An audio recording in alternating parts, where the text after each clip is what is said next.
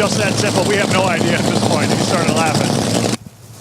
Well, it's one of those days where you might just have to laugh some of that stuff off. Tough to predict what we're about to see. That's Tony Schumacher set to take on Scott Palmer.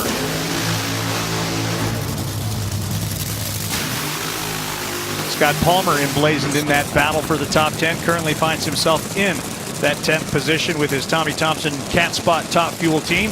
He, of course, like most of us here today, a father. That's his son, Tyler. A team that's also very much involved with the boat racing action, for sure.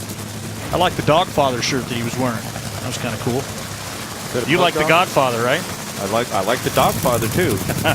Yeah, one of the other things that the drivers, the good drivers, the more experienced drivers are able to do on a hot day like this, when they see the cars in front of them, even the cars that are advancing start to spin the tires, they almost want to reprogram themselves. They want to condition themselves to be prepared for the car when it does break traction. A lot of times the way they get off and on the throttle can make the difference between winning and losing. Well, for Tony Schumacher, a runner-up in Atlanta and North Carolina, the first Charlotte event, but no semis in the last 3 races on tour. And what's at stake for Scott Palmer?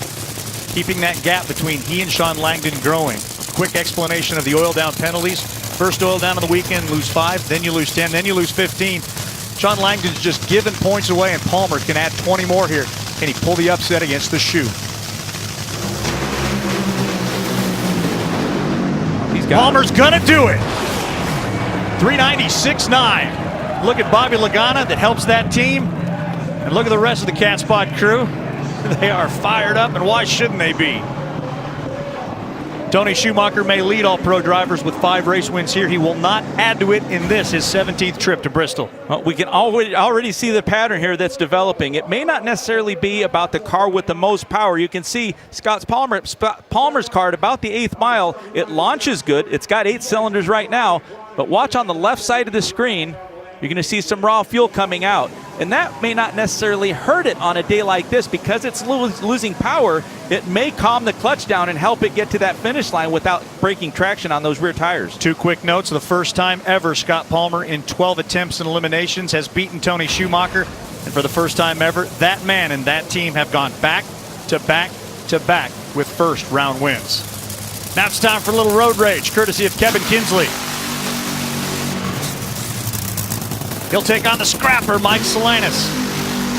One of these racers guaranteed to get their 2nd ever round win. But first, let's go back to that big moment just a second ago. Here's Bruno. With Ashley Fine, crew chief, girlfriend, whatever you want to call yourself, you are pumped up. Her hands are shaking standing here in the starting line. Big round 1 win, and you know what? Scott leapt on him as well. That was huge. Another big round win. Oh my gosh, I saw a hole go out, and I was like, oh no.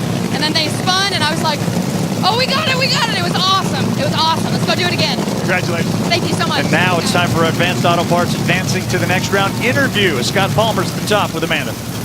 Scott Palmer, with the reaction time, you take down the winningest driver in Top Fuel. I didn't even know it. I didn't see him. I could feel him over there. It was great, you know.